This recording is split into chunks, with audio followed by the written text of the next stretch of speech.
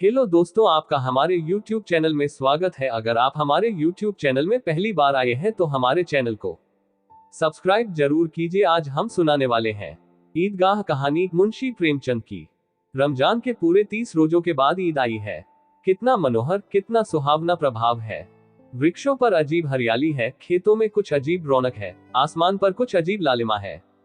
आज का सूर्य देखो कितना प्यारा, कितना शीतल है, यानी संसार को ईद की बधाई दे रहा है। गांव में कितनी हलचल है। ईदगाह जाने की तैयारियां हो रही हैं।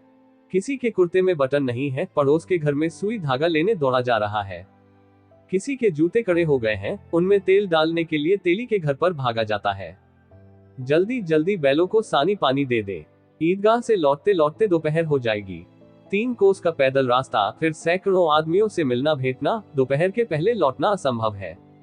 लड़के सबसे ज्यादा प्रसन्न हैं। किसी ने एक रोजा रखा है, वह भी दोपहर तक, किसी ने वह भी नहीं, लेकिन ईदगाह जाने की खुशी उनके हिस्से की चीज है। रोजे बड़े बूढ़ों के लिए होंगे, इनके लिए तो ईद है। रोज ईद का नाम रखते थे, आज वह आ गई। अब जल्दी पड़ी है कि लोग ईदगाह क्यों नहीं चलते। इन्हें गृहस्थी की चिंताओं से क्या प्रयोजन।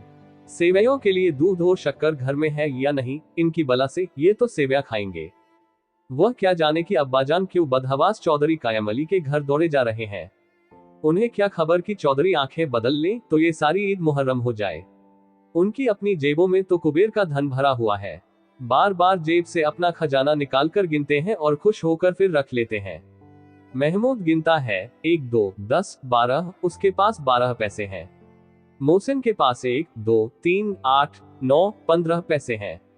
इन्हीं अनगिनती पैसों में अनगिनती चीजें लाएंगे, खिलौने, मिठाइयां, बिगुल, गेंद और जाने क्या क्या। और सबसे ज्यादा प्रसन्न है हामिद। वह 4-5 साल का गरीब सूरत, दुबला पतला लड़का, जिसका बाप गत वर्ष हैजे की भेंट हो गया और माना जाने क्यों पीली होती होती एक दिन मर गई। किसी को पता क्या बीमारी है, कहती तो कौन सुनने वाला था। दिल पर जो कुछ बीतती थी वह दिल में ही सहती थी, और जब न सहा गया तो संसार से विदा हो गई। अब हामिद अपनी बूढ़ी दादी अमीना की गोद में सोता है और उतना ही प्रसन्न है। उसके अब्बाजान रुपए कमाने गए हैं, बहुत सी थैलियां लेकर आएंगे। अम्मी जान अल्लाह मियाँ के घर से उसके लिए बड़ी अच्छी अच्छी चीजें लाने गई हैं, इसलिए हामिद प्रसन्न है। आशा तो बड़ी चीज है, और फिर बच्चों की आशा। उनकी कल्पना तो राय का पर्वत बना लेती है। हामिद के पांव में जूते नहीं हैं, सिर पर एक पुरानी धुरानी टोपी है जिसका गोटा काला पड़ गया है, फिर भी वह प्रसन्न है। जब उसके अब्बाजान थैलियां और अम्मीजान नियामतें लेकर आएंगी तो वह दिल से अरमान निकाल लेगा।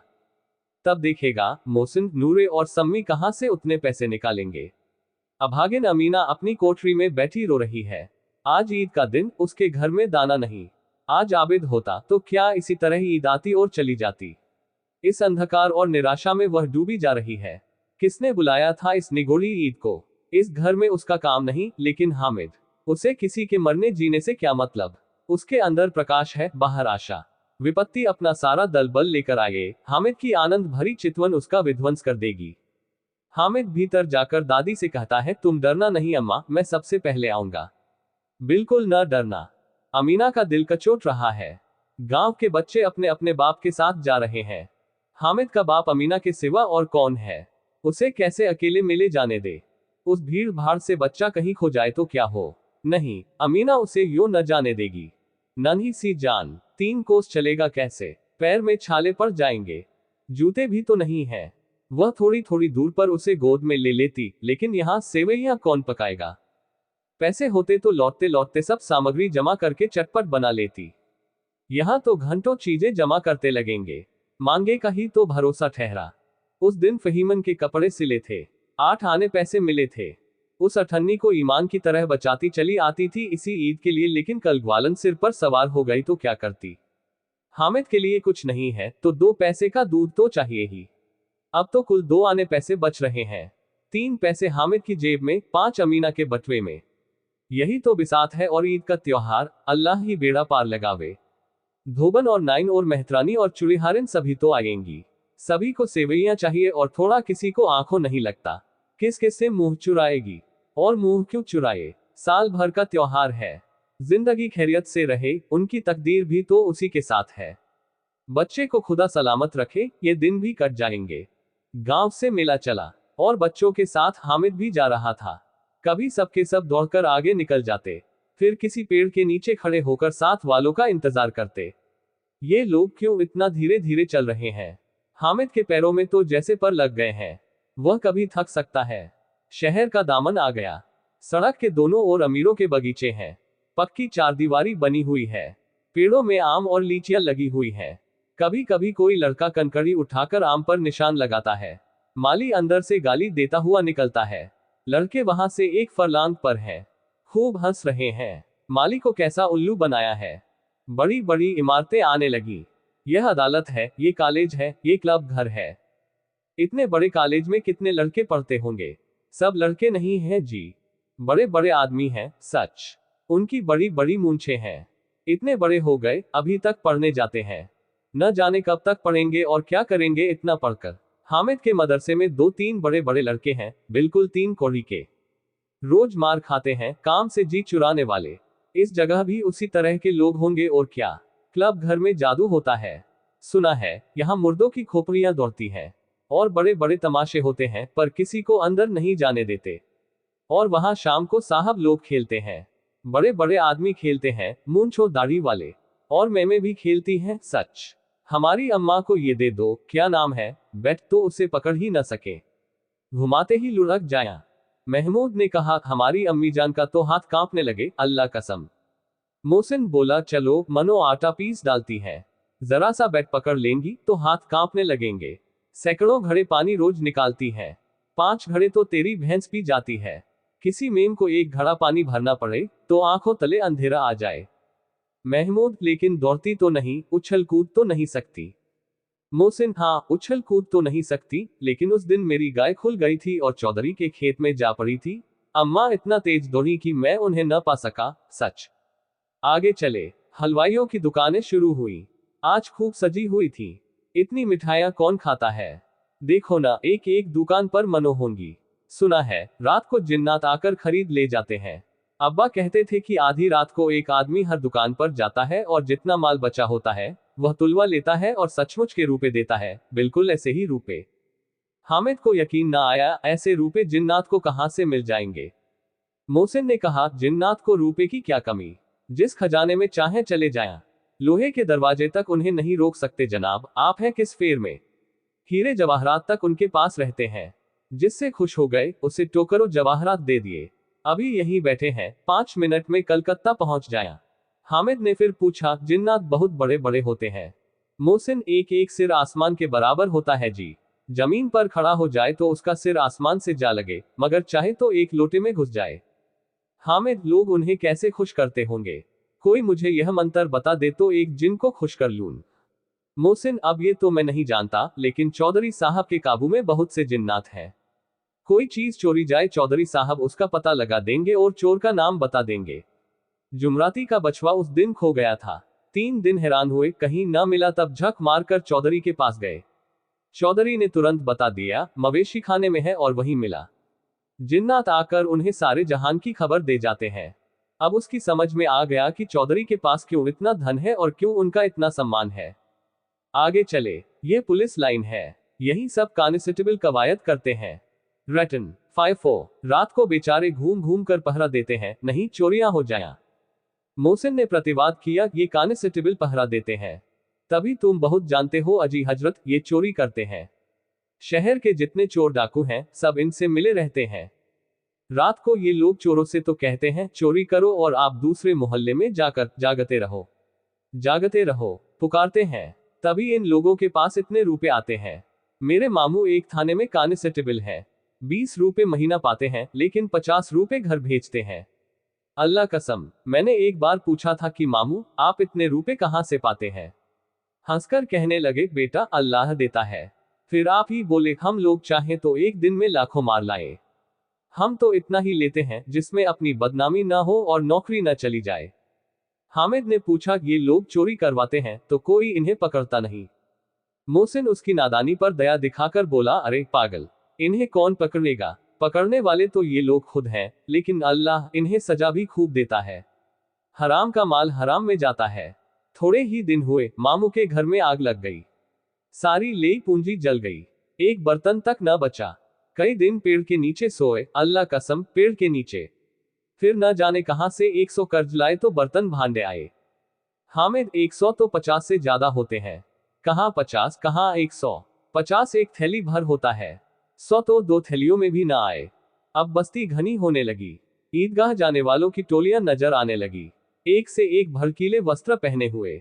कोई इक्के तांगे पर सवार, कोई मोटर पर, सभी इत्र में बसे, सभी के दिलों में उमंग।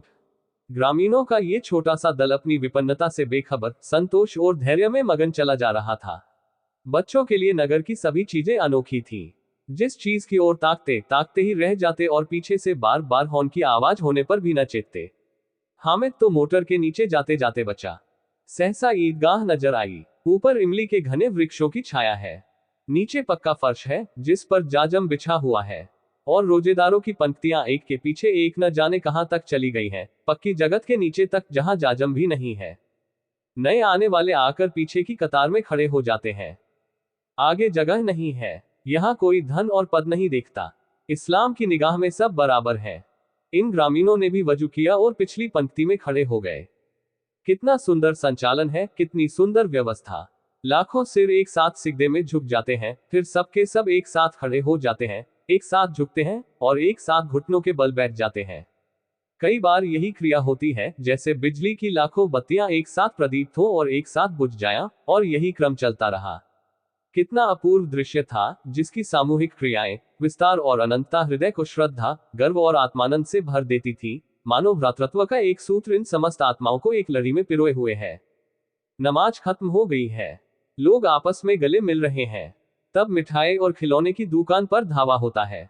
ग्रामीणों का ये दल इस विषय में बालकों से कम उत्साही नहीं है। ये देखो, हिंडोला है, 1 पैसा देकर चढ़ जाओ। कभी आसमान पर जाते हुए मालूम होगे, कभी जमीन पर गिरते हुए। ये चरखी है, लकड़ी के हाथी, घोड़े, ऊंट छड़ों में लटके हुए हैं। 1 पैसा देकर बैठ जाओ और 25 चक्करों का मजा लो। महमूद और मोहसिन और नूरे और सम्मी इन घोड़ों और ऊंटों पर बैठते हैं। हामिद दूर खड़ा है, 3 ही पैसे तो उसके पास है। अपने कोष का 1/3 जरा सा चक्कर खाने के लिए नहीं दे सकता। सब चरखियों से उतरते हैं, अब खिलौने लेंगे। इधर दुकानों की कतार लगी हुई है। तरह तरह के खिलौने हैं, सिपाही और गुजरिया, राजा और वकील, भिश्ती और धोबिन और साधु। वाह, कितने सुंदर खिलौने हैं, अब बोला ही चाहते हैं। महमूद सिपाही लेता है, खाकी वर्दी और लाल पगड़ी वाला, कंधे पर बंदूक रखे हुए, मालूम होता है अभी कवायद किए चला आ रहा है। मोहसिन को भिश्ती पसंद आया, कमर झुकी हुई है, ऊपर मशक रखे हुए है। मशक का मुंह एक हाथ से पकड़े हुए है। कितना प्रसन्न है, शायद कोई गीत गा रहा है। बस मशक से पानी उड़ेलना ही चाहता है। नूरे को वकील से प्रेम है, कैसी विद्वमता है उसके मुख पर। काला चोगा, नीचे सफेद अचकन, अचकन के सामने की जेब में घड़ी, सुनहरी जंजीर, एक हाथ में कानून का पोथा लिए हुए। मालूम होता है अभी किसी अदालत से जिरह या बहस किए चले आ रहे हैं। ये सब 2-2 पैसे के खिलौने हैं। हामिद के पास कुल 3 पैसे हैं, इतने महंगे खिलौने वह कैसे ले। खिलौना कहीं हाथ से छूट पड़े तो चूर चूर हो जाए, जरा पानी पड़े तो सारा रंग घुल जाए। ऐसे खिलौने लेकर वह क्या करेगा, किस काम के। मोहसिन कहता है, मेरा भिश्ती रोज पानी दे जाएगा सांझ सवेरे। महमूद और मेरा सिपाही घर का पहरा देगा, कोई चोर आएगा तो फौरन बंदूक से फैर कर देगा। नूरे और मेरा वकील खूब मुकदमा लड़ेगा। सम्मी और मेरी धोबिन रोज कपड़े धोएगी। हामिद खिलौनों की निंदा करता है, मिट्टी ही के तो हैं, गिरे तो चकनाचूर हो जाया, लेकिन ललचाई हुई आंखों से खिलौनों को देख रहा है और चाहता है कि जरा देर के लिए उन्हें हाथ में ले सकता। उसके हाथ अनायास ही लपकते हैं, लेकिन लड़के इतने त्यागी नहीं होते हैं, विशेषकर जब अभी नया शौक है। हामिद ललचाता रह जाता है। खिलौने के बाद मिठाइयां आती हैं। किसी ने रेवड़ियां ली हैं, किसी ने गुलाब जामुन, किसी ने सोहन हलवा। मजे से खा रहे हैं। हामिद बिरादरी से पृथक है। अभागे के पास 3 पैसे हैं, क्यों नहीं कुछ लेकर खाता। ललचाए आंखों से सबकी ओर देखता है। मोहसिन कहता है, हामिद रेवड़ी ले जा, कितनी खुशबूदार है। हामिद को संदेह हुआ, ये केवल क्रूर विनोद है, मोहसिन इतना उदार नहीं है, लेकिन ये जानकर भी वह उसके पास जाता है। मोहसिन दोने से एक रेवड़ी निकालकर हामिद की ओर बढ़ाता है। हामिद हाथ फैलाता है। मोहसिन रेवड़ी अपने मुंह में रख लेता है। महमूद, नूरे और सम्मी खूब तालियां बजा बजाकर हंसते हैं। हामिद खिसिया जाता है। मोहसिन, अच्छा अब की जरूर देंगे हामिद, अल्लाह कसम, ले जाओ। हामिद, रखे रहो। क्या मेरे पास पैसे नहीं हैं? सम्मी, 3 ही पैसे तो हैं। 3 पैसे में क्या क्या लोगे? महमूद, हमसे गुलाब जामुन ले जाओ। हामिद, मोहम्मद बदमाश है। हामिद, मिठाई कौन बड़ी नेमत है, किताब में इसकी कितनी बुराइयां लिखी हैं। मोहसिन, लेकिन दिल में कह रहे होंगे कि मिले तो खा ले, अपने पैसे क्यों नहीं निकालते? महमूद, हम समझते हैं इसकी चालाकी, जब हमारे सारे पैसे खर्च हो जाएंगे तो हमें ललचा ललचा कर खाएगा। मिठाइयों के बाद कुछ दुकानें लोहे की चीजों की, कुछ गिलट और कुछ नकली गहनों की। लड़कों के लिए यहाँ कोई आकर्षण न था, वे सब आगे बढ़ जाते हैं। हामिद लोहे की दुकान पर रुक जाता है। कई चिमटे रखे हुए थे। उसे ख्याल आया, दादी के पास चिमटा नहीं है। तवे से रोटियां उतारती हैं तो हाथ जल जाता है। अगर वह चिमटा ले जाकर दादी को दे दे तो वह कितना प्रसन्न होंगी। फिर उनकी उंगलियां कभी न जलेंगी। घर में एक काम की चीज हो जाएगी। खिलौने से क्या फायदा, व्यर्थ में पैसे खराब होते हैं। जरा देर ही तो खुशी होती है, फिर तो खिलौने को कोई आंख उठाकर नहीं देखता। ये तो घर पहुंचते पहुंचते टूट फूट बराबर हो जाएंगे, या छोटे बच्चे जो मेले में नहीं आए हैं जिद करके ले लेंगे और तोड़ डालेंगे। चिमटा कितने काम की चीज है। रोटियां तवे से उतार लो, चूल्हे में सेक लो। कोई आग मांगने आए तो चटपट चूल्हे से आग निकालकर उसे दे दो। अम्मा बेचारी को कहां फुर्सत है कि बाजार आए, और इतने पैसे ही कहां मिलते हैं। रोज हाथ जला लेती हैं। हामिद के साथ ही आगे बढ़ गए हैं। सबील पर सब के सब शरबत पी रहे हैं। देखो सब कितने लालची हैं। इतनी मिठाइयां ली, मुझे किसी ने एक भी ना दी। उस पर कहते हैं मेरे साथ खेलो, मेरा ये काम करो। अब अगर किसी ने कोई काम करने को कहा तो पूछूंगा। खाए मिठाइयां, आप मुंह सड़ेगा, फोड़े फुंसियां निकलेंगी, आपकी जबान चटोरी हो जाएगी। तब घर से पैसे चुराएंगे और मार खाएंगे। किताब में झूठी बातें थोड़े ही लिखी हैं, मेरी जबान क्यों खराब होगी। अम्मा चिमटा देखते ही दौड़कर मेरे हाथ से ले लेंगी और कहेंगी मेरा बच्चा अम्मा के लिए चिमटा लाया है, कितना अच्छा लड़का है। इन लोगों के खिलौने पर कौन इन्हें दुआएं देगा। बड़ों की दुआएं सीधे अल्लाह के दरबार में पहुंचती हैं और तुरंत सुनी जाती हैं। मेरे पास पैसे नहीं हैं। तभी तो मोहसिन और महमूद यूं मिजाज दिखाते हैं। मैं भी इनसे मिजाज दिखाऊंगा। खेले खिलौने और खाए मिठाइयां। मैं नहीं खेलता खिलौने, किसी का मिजाज क्यों सहूं। मैं गरीब सही, किसी से कुछ मांगने तो नहीं जाता। आखिर अब्बा जान कभी ना कभी आएंगे, अम्मा भी आएंगी ही। फिर इन लोगों से पूछूंगा कितने खिलौने लोगे। एक एक को टोकरियों खिलौने दून और दिखा दून की दोस्तों के साथ इस तरह का सलूक किया जाता है। यह नहीं कि एक पैसे की रेवड़ियां ली तो चिड़ा चिड़ा कर खाने लगे। सबके सब खूब हंसेंगे कि हामिद ने चिमटा लिया है। हंसे मेरी बला से। उसने दुकानदार से पूछा ये चिमटा कितने का है। दुकानदार ने उसकी ओर देखा और कोई आदमी साथ न देखकर कहा तुम्हारे काम का नहीं है जी। बिकाऊ है कि नहीं। बिकाऊ क्यों नहीं है, और यहाँ क्यों लाद लाए हैं। तो बताते क्यों नहीं, कई पैसे का है। 6 पैसे लगेंगे। हामिद का दिल बैठ गया। ठीक ठीक 5 पैसे लगेंगे, लेना हो लो, नहीं चलते बनो। हामिद ने कलेजा मजबूत करके कहा 3 पैसे लोगे। ये कहता हुआ वह आगे बढ़ गया कि दुकानदार की घुड़कियां न सुने। लेकिन दुकानदार ने घुड़कियां नहीं दी, बुलाकर चिमटा दे दिया। हामिद ने उसे इस तरह कंधे पर रखा मानो बंदूक है और शान से अकड़ता हुआ संगियों के पास आया। जरा सुने सबके सब क्या क्या आलोचनाएं करते हैं।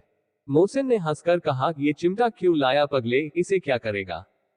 हामिद ने चिमटे को जमीन पर पटक कर कहा जरा अपना भिश्ती जमीन पर गिरा दो, सारी पसलियां चूर चूर हो जाया बच्चों की। महमूद बोला तो यह चिमटा कोई खिलौना है। हामिद खिलौना क्यों नहीं है।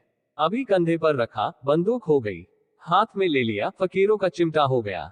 चाहूं तो इससे मजीरे का काम ले सकता हूं। एक चिमटा जमा दूं तो तुम लोगों के सारे खिलौनों की जान निकल जाए। तुम्हारे खिलौने कितना ही जोर लगाएं, मेरे चिमटे का बाल भी बांका नहीं कर सकते। मेरा बहादुर शेर है चिमटा। सम्मी ने खंजरी ली थी, प्रभावित होकर बोला मेरी खंजरी से बदलोगे, 2 आने की है। हामिद ने खंजरी की ओर उपेक्षा से देखा, मेरा चिमटा चाहे तो तुम्हारी खंजरी का पेट फाड़ डाले। बस एक चमड़े की झिल्ली लगा दी, धप धप बोलने लगी। जरा सा पानी लग जाए तो खत्म हो जाए। मेरा बहादुर चिमटा आग में, पानी में, आंधी में, तूफान में बराबर डटा खड़ा रहेगा। चिमटे ने सभी को मोहित कर लिया। अब पैसे किसके पास धरे हैं।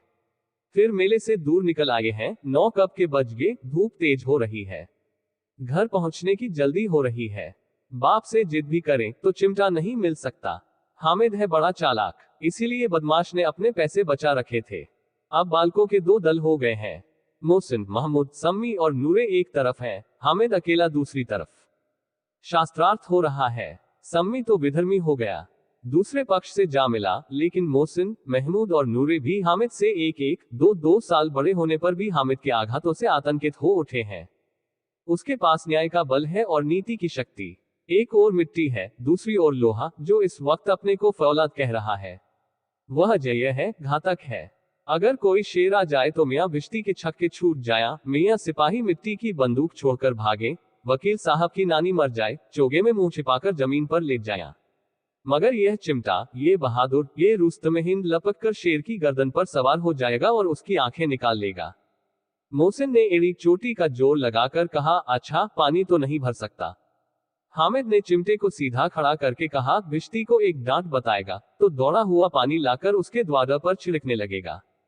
मोहसिन परास्त हो गया, पर महमूद ने कुमुक पहुंचाई, अगर बच्चा पकड़ जाए तो अदालत में बंधे बंधे फिरेंगे, तब तो वकील साहब के पैरों पड़ेंगे। हामिद इस प्रबल तर्क का जवाब न दे सका। उसने पूछा, हमें पकड़ने कौन आएगा? नूरे ने अकड़कर कहा, ये सिपाही बंदूक वाला। हामिद ने मुंह चिढ़ाकर कहा, ये बेचारे हम बहादुर रुस्तम हिंद को पकड़ेंगे। अच्छा लाओ, अभी जरा कुश्ती हो जाए, इसकी सूरत देखकर दूर से भागेंगे। पकड़ेंगे क्या बेचारे? मोहसिन को एक नई चोट सूझ गई, तुम्हारे चिमटे का मुंह रोज आग में जलेगा। उसने समझा था कि हामिद लाजवाब हो जाएगा, लेकिन ये बात न हुई।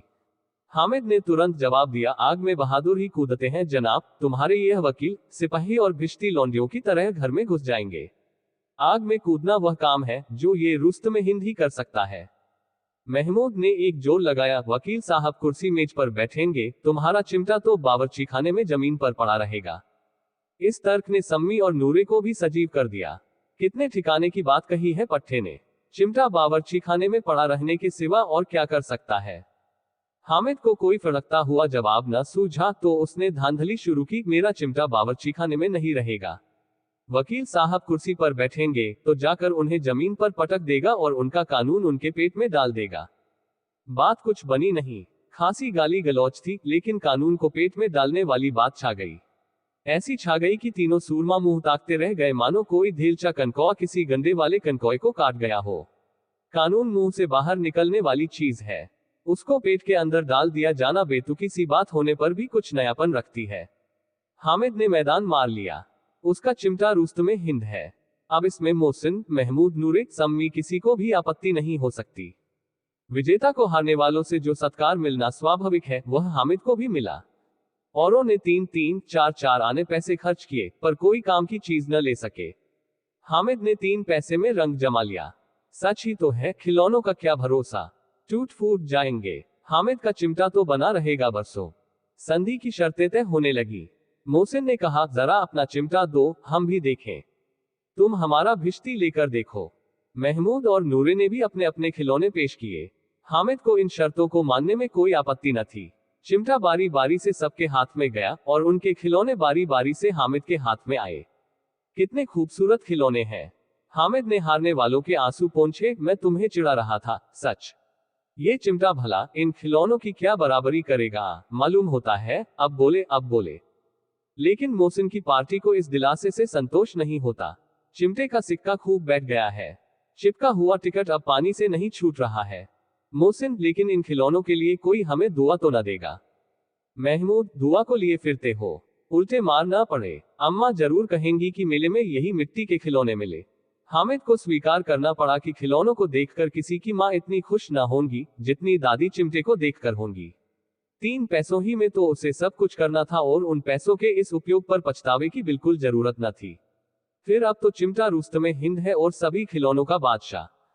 रास्ते में महमूद को भूख लगी। उसके बाप ने केले खाने को दिए। महमूद ने केवल हामिद को साझी बनाया। उसके अन्य मित्र मुंह ताकते रह गए। यह उस चिमटे का प्रसाद था। 11 बजे गांव में हलचल मच गई। मेले वाले आ गए। मोहसिन की छोटी बहन ने दौड़कर भिश्ती उसके हाथ से छीन लिया और मारे खुशी के जा उछली तो मियाँ भिश्ती नीचे आ रहे और सुरलोक से धारे। इस पर भाई बहन में मारपीट हुई। दानों खूब रोए। उनकी अम्मा ये शोर सुनकर बिगड़ी और दोनों को ऊपर से 2-2 चांटे और लगाए। मियाँ नूरे के वकील का अंत उनके प्रतिष्ठानुकूल इससे ज्यादा गौरवमय हुआ। वकील जमीन पर या ताक पर तो नहीं बैठ सकता, उसकी मर्यादा का विचार तो करना ही होगा। दीवार में खूंटियां गाड़ी गई, उन पर लकड़ी का एक पटरा रखा गया, पटरे पर कागज का कालीन बिछाया गया। वकील साहब राजा भोज की भांति सिंहासन पर विराजे। नूरे ने उन्हें पंखा झलना शुरू किया। अदालतों में खस की टिट्टियां और बिजली के पंखे रहते हैं, क्या यहाँ मामूली पंखा भी न हो? कानून की गर्मी दिमाग पर चढ़ जाएगी कि नहीं? बांस का पंखा आया और नूरे हवा करने लगे। मालूम नहीं पंखे की हवा से या पंखे की चोट से वकील साहब स्वर्गलोक से मृत्युलोक में आ रहे और उनका माटी का चोला माटी में मिल गया। फिर बड़े जोर शोर से मातम हुआ और वकील साहब की अस्थि घूरे पर डाल दी गई। अब रहा महमूद का सिपाही, उसे चटपट गांव का पहरा देने का चार्ज मिल गया, लेकिन पुलिस का सिपाही कोई साधारण व्यक्ति तो नहीं जो अपने पैरों चले। वह पालकी पर चलेगा। एक टोकरी आई, उसमें कुछ लाल रंग के फटे पुराने चिथड़े बिछाए गए, जिसमें सिपाही साहब आराम से लेटे। नूरे ने ये टोकरी उठाए और अपने द्वार का चक्कर लगाने लगे। उनके दोनों छोटे भाई सिपाही की तरह छोने वाले जागते लहो पुकारते चलते हैं। मगर रात तो अंधेरी ही होनी चाहिए। महमूद को ठोकर लग जाती है, टोकरी उसके हाथ से छूटकर गिर पड़ती है और मियां सिपाही अपनी बंदूक लिए जमीन पर आ जाते हैं और उनकी एक टांग में विकार आ जाता है। महमूद को आज ज्ञात हुआ कि वह अच्छा डॉक्टर है। उसको ऐसा मरहम मिला गया है जिससे वह टूटी टांग को आनन फानन जोड़ सकता है। केवल गूला का दूध चाहिए। गूला का दूध आता है, टांग जवाब दे देती है।